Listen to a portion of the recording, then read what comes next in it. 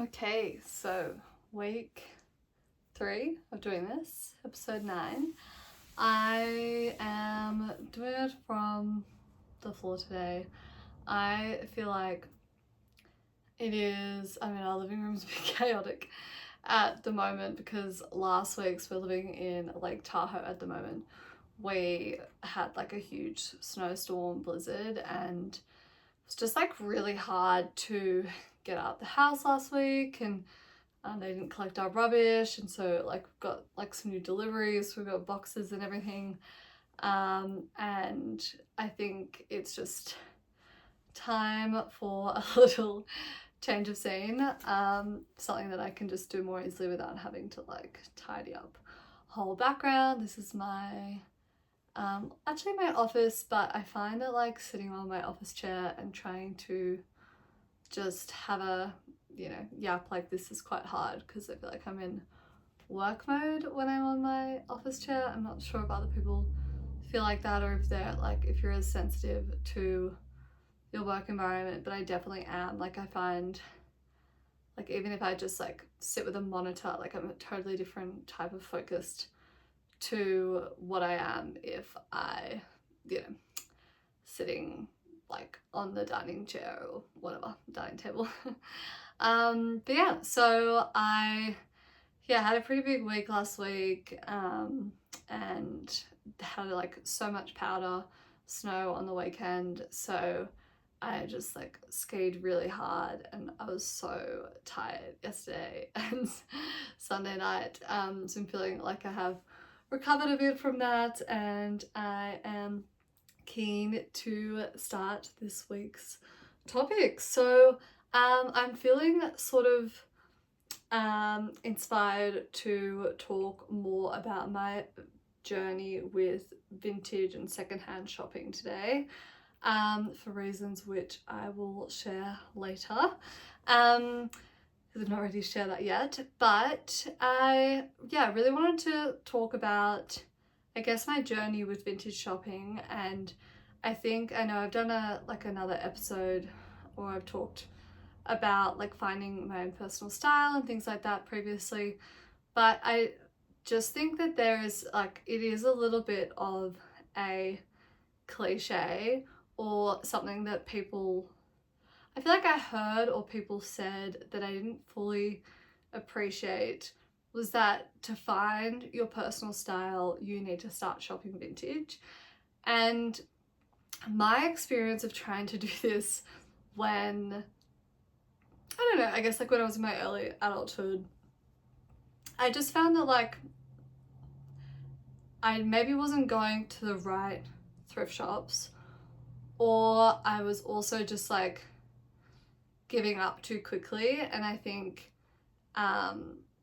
I think if you don't know how to do it, or you don't have like access to the right kind of local shops, like going to the markets and stuff, I don't know, like sometimes you'd find great things. And I can still remember there's like a few items that I bought from this little, like, because I grew up in Sydney, like Paddington, was it like some like thrift markets that used to pop up at the Unicorn Hotel. And I remember there was like this one dress and one pair of shorts and actually a singlet that I got from there, and I wore them to death, and they were my favorite pieces. And I think it's just so funny when you kind of get out of that, and like I feel like I just became such a Zara shopper during college and stuff, because I always wanted something new and I wanted something on a budget, and not just new, but like, you'd have like an event to go to and you're like, oh, I need a new like top or something, which I still feel a little bit like sometimes, but I definitely just didn't appreciate that in doing that I was always just following the latest trends. And I think there's so much stuff happening, that we're influenced by, that we don't really think about what it is that actually suits us or what we like to wear. And like granted, like in your early 20s and things like that, like it's all an experimentation. I think now I'm coming up to 30, like I'm really glad I can look back on that and like think, okay, like I've tried a lot, but I definitely feel like I'm a little bit late to the party of like actually working out, like, and coming up with like a look or a theme, or sort of like more of a consistent shopping formula that brings me joy and makes sure that every piece that I'm adding to my wardrobe is something that I really, really love and I'm not going to get sick of next season or after a few wears. And yeah, so I wanted to talk about that and like also I guess how I've become better and better at vintage and secondhand shopping over the past few years. So to get started, why I think shopping vintage helps you find your own personal style. I think one, what I was just saying about it forces you to shop for things that are not necessarily currently trending and develop your own eye and taste for the types of things that you like to wear. So like when you go shopping, like what is it, if you go to a few vintage shops, like are you attracted to, leather jackets, leather pants? Is it like a lace top, or is it, like a cashmere sweater and an interesting print, nice bags? Like there's certain things that you pick up that you just start to think, oh, I like this, but I don't know why.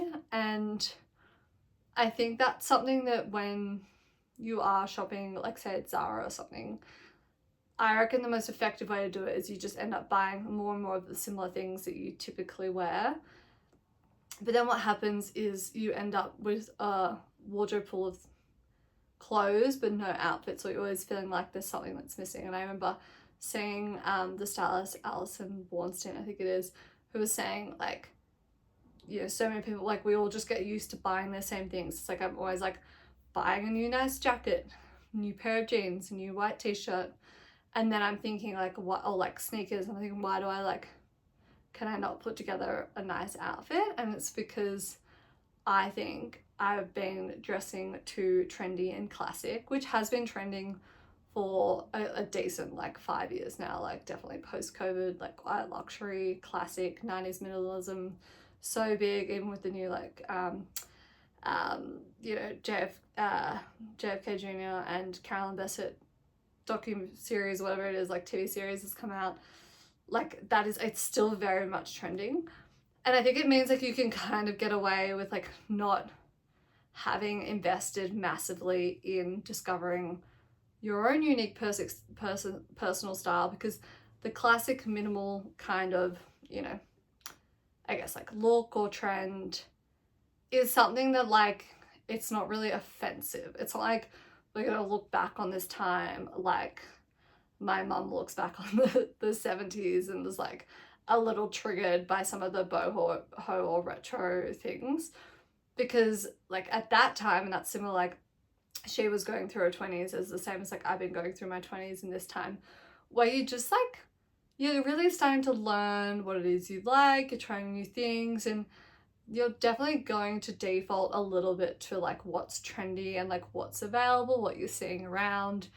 And I like really admire people and like a lot of my friends and people my age who've like really honed a very unique style over the last 5 years. And I think, I suppose that is something that, we'll all go through at different points in our lives, but has been, something that I've definitely put on the back burner. But all that to say is like, I don't think we're going to look back at the 2020s so far, right, and be like, oh god, cringe, I wore high-waisted jeans and a white top or whatever. Like I think it's been fairly unoffensive, but you never know with these things. Sometimes fashion does not stand the test of time, and honestly like I would have probably said the same for like the 2010s, but now sometimes I look at photos of me in like my like late teenage years and like,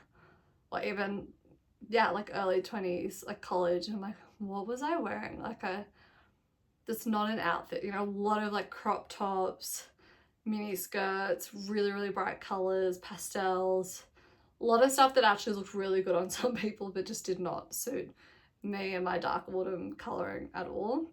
And so I think we've been able to get away with it if you're of this era, late 20s, early 30s at this stage.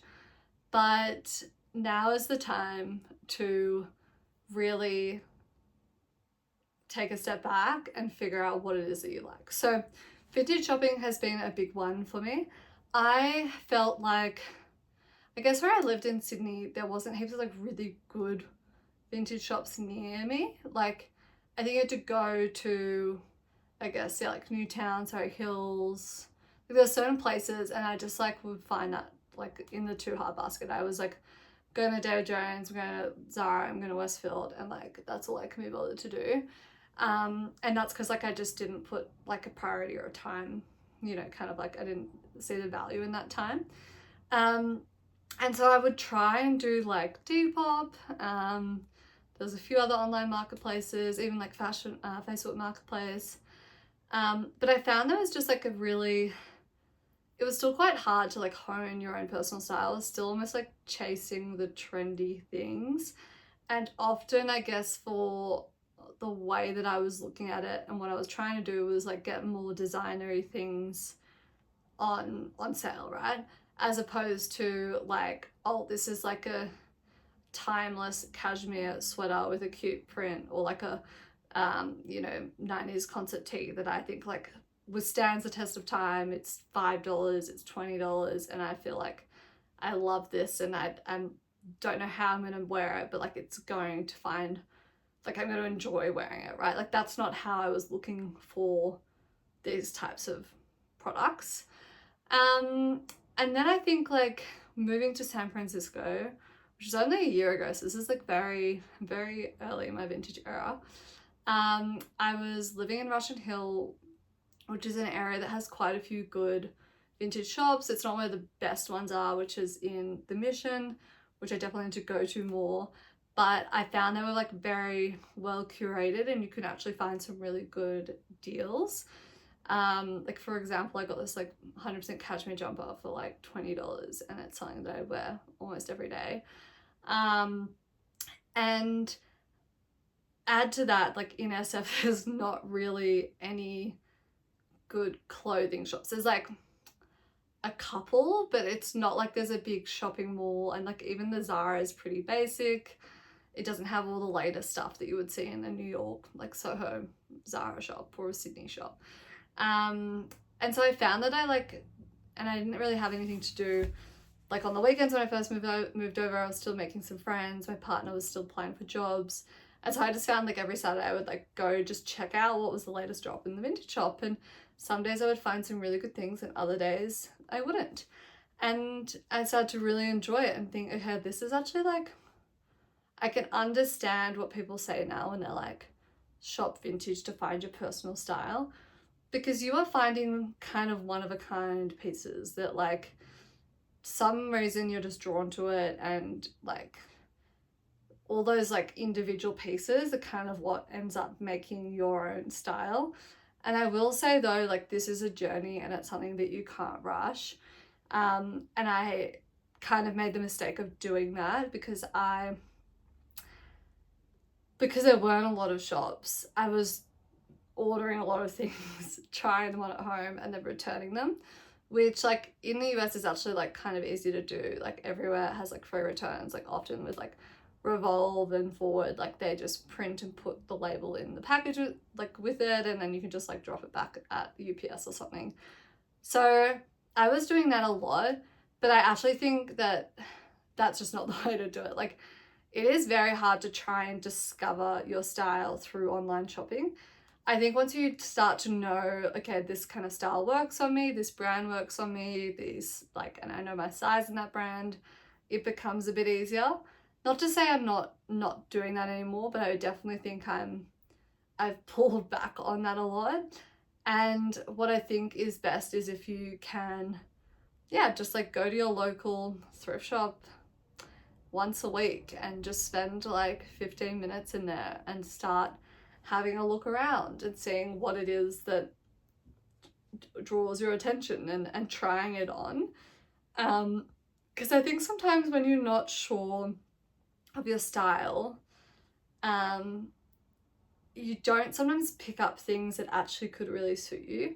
And this is why as well, you know, at the same time that I was doing this, like, and it was off the back of me doing my color analysis. That was a big, I guess, turning point for me, because I was able to recognize that some of these colors that I would never ever pick up in a shop, like brown, burgundy, like forest green, gold, like they were actually the colors that I should be trying on.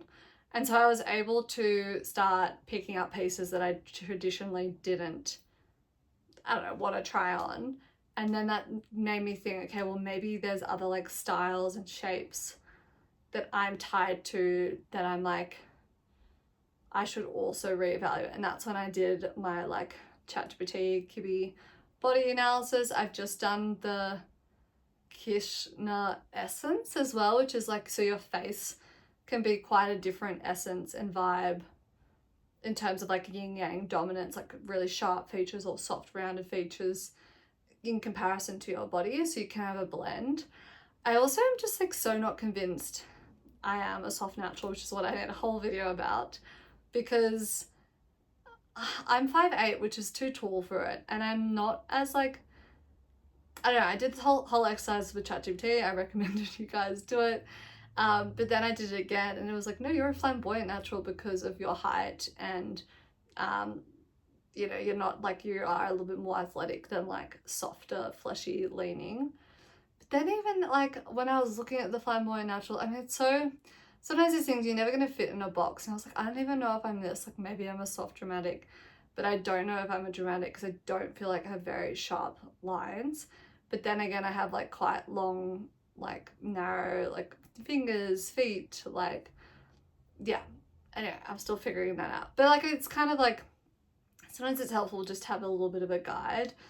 And I know I'm not one of an extreme, right? Which is what like the biggest thing that was really helpful in doing that exercise was like, I had been wearing a lot of like really rigid, like tailoring tight dresses, like, you know, pointy heels with like a like really fitted jacket, and sometimes would just feel like, this isn't like feel good, like I don't look as good as I thought I would. And I think like that's not just body, like if I had like a Victoria Beckham face or something, or like, you know, with like really sharp jawline and like angular cheekbones, like then maybe that style would come to life more in me, but it doesn't. And then on the other end of the spectrum, which is like more yin, is like very like flowy, like super like no structure, right? Like free flowing dresses, tops, pants, whatever. And that gets totally lost to me because I do need a bit of structure. So I'm like somewhere that's like a little bit of a balance of the two, right? And I think that's been really helpful because I think this whole 90s minimalism classic trend has been a little bit more on that yang side of things, to be like just a classic white boxy tee and straight jeans. And like, yeah, that like, I guess depending on the type of t-shirt and jeans you wear, like there's a way you can do it. But I find that like, I know that every day, especially when I'm working from home, things like that, I just want to wear a t-shirt that's kind of comfortable. I like don't want to look like overdressed for a Zoom. Like, I don't know, maybe that's just because I've been a founder and like sometimes I'd have like investor meetings and stuff and everyone just wears t-shirts. Like I want to have a uniform that's a bit more like, I would love to wear a t-shirt and jeans every day, but I don't like wearing a plain t-shirt with jeans every day. And so this is my whole new thing of like, okay, experimenting with different necklines, printed logo tees, vintage tees, and this is now my own kind of like figuring out how do I personalize that classic everyday jeans and a t-shirt combo and make it something that feels, you know, more like me, that is still approachable to wear every day. Because I can't just wear a nice blouse every day, or like a silk blouse. Like I don't like ironing. Like I would actually love to wear a silk blouse, but I cannot iron. Like I refuse to do it. And I'll just like save it for special occasions. So I think you guys could be like realistic, but that is why I do think that starting to explore different vintage looks is really helpful. But what's also really unlocked this recently for me is getting into Pinterest, which I never really understood how to use or really the value of it. And what I've like started doing is kind of creating these Pinterest boards of like different eras, like it was helpful for me to understand, like, you know, when you like something and so like every trend repeats itself. So like that's just the era we're in now. It's like everyone's like repeating the 90s, like the 70s is making a bit of a comeback. Like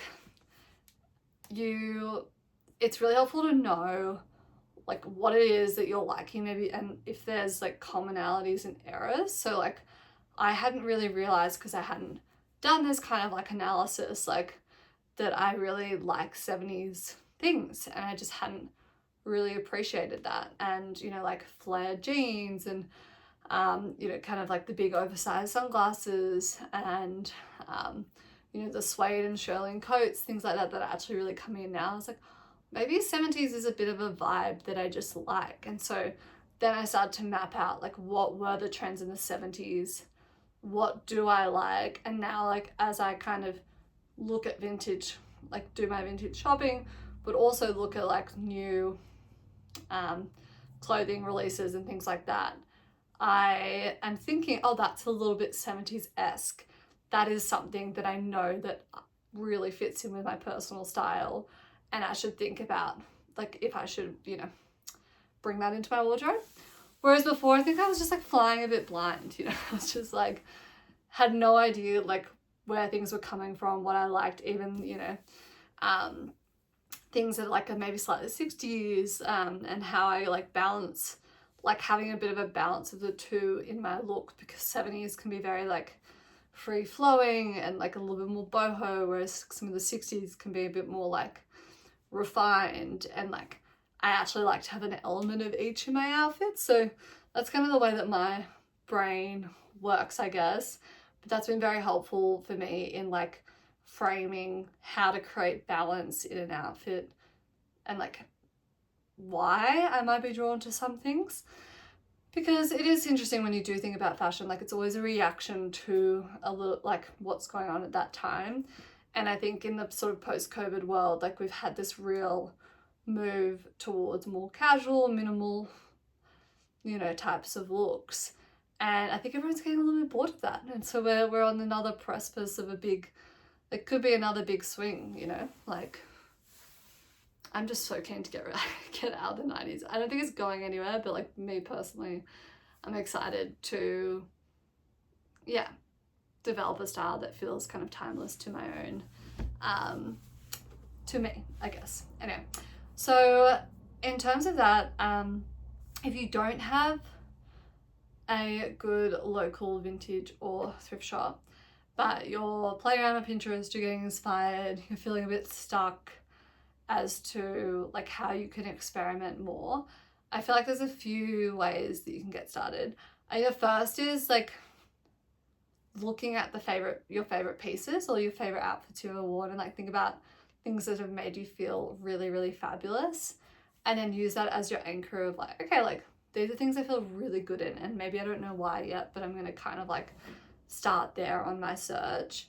I would then look at like what era is that coming from, and then like you might be like, oh, there's a lot of things in my wardrobe that are like very 60s reminiscent, or even early 2000s, or maybe it is 60, you know, 70s, or you know, even it's 20, whatever it is. Like just start to like research that and be like, oh, like I actually am drawn a little bit more to this kind of vibe. And then when you've done that, I think you can start going to the online vintage shopping apps and searching for those types of products and just browsing. And what I've been using a lot at the moment is Whatnot. I find it really like, I love the whole experience. It's basically like eBay for millennials, and you can watch someone selling like from their own closet or from their own vintage shop. And like often the ones I like to do, they'll like take a photo of all the different items that they're selling. They might tag it like Y2K, 70s, 60s, you know, t-shirts or dresses, or, you know, vintage fur coats. And you can kind of search for things of like, oh, this was like a nice vibe that I want to add to my wardrobe. And then you can set alerts and basically like get it to let you know when that's up for auction, and then you can bid on it and like buy it, and it gets sent to your home. And so that I think is like quite a fun way to access some of those like one of a kind, unique, amazing like vintage finds and shops that like if you maybe don't live in New York or in like the right city, that are like sometimes really hard to get. So that I've been finding like a good way to branch out. I do find that like Depop is kind of tricky. I just think everything seems like quite overpriced on Depop, and I don't know why. Or maybe my thing is that like I expect, because for these like online things, you know you don't get to try it on, and like you know they don't really have returns often, right? And so I find with Depop it's a little bit like too not cheap enough for me to be like, if this arrives and I hate it, I won't be upset, you know? Whereas I do think on like Whatnot you can find some really good like $25, $10 things, you know? So that's something that I like kind of have beef with Depop on. Although a lot of friends just talk really, really highly of it, and maybe I just need to bite the bullet and start using that a bit more. But also Etsy actually has some surprisingly good things, which, you know, like I've ordered a retro ski jumpsuit for my 30th. I'm having a retro ski themed. Again, I'm like slightly nervous about it, but I also bought like a little tape measure thing, and you can like everyone has their measurements of things on, so you can measure and be like, oh, like, and on these things I'll be like pit to pit, and I'm like, okay, what are my like clothes that I find comfortable? What do they measure? What is their length? And like, do you reckon then based on that, it's a pretty high chance this is gonna fit well. And obviously you've got like good ratings and things with Etsy sellers, and there seems to be some more reasonably priced things on there, you know, that could maybe a broader range, I would say, like especially on the like vintage logo tee or concert tee kind of market. There are some that are like $100 plus $200, and then there's some that is like $20 or $40, and I'm like, okay, well, I'm just gonna start dabbling in the $20 to $40, and then when I start really getting like obsessed with like this kind of, maybe there's one print that I really, really want, and I'm like really finding, okay, I do wear these t-shirts every day, which I'm seeing in like my Levi's top that I bought, which was $2.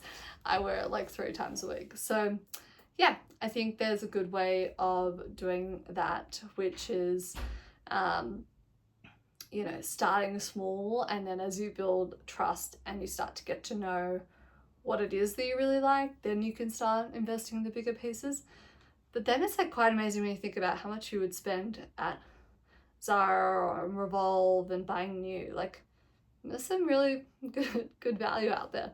But always, if you are doing the vintage shopping, look at the materials, because you just don't want to be buying vintage bad material items, you know, like 100% cotton, 100% cashmere, 100% wool.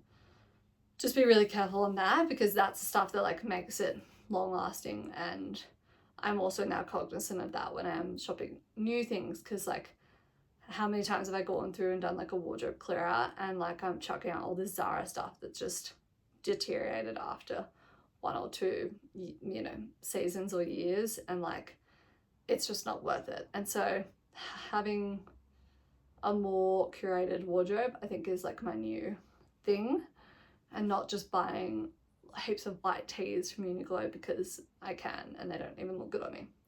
So yeah, that's how I find, well, that's how I kind of got into more of the vintage shopping. It's kind of where I'm at now. I'm definitely not an expert. I feel like I've got a long way to go, but I do find it is a really fun way to explore your own personal style and to make getting dressed fun and like an expression of your personality, in a way that like you can probably do from new trending things, but is just a little easier to maybe get started on discovering what it is that is so uniquely, you know, amazing about the way that you interpret fashion, and the way that you'd like to get dressed. That can then help you shape, okay, well, if I only want to shop at Revolve, like I've gone through this journey of like really identifying the timeless style and things that I like, that when a handbag comes up and you think, okay, no, that is perfect, you can buy it without thinking, oh, is this just trendy, or am I going to get over this in a year? Like, you know that it's like something you actually genuinely love.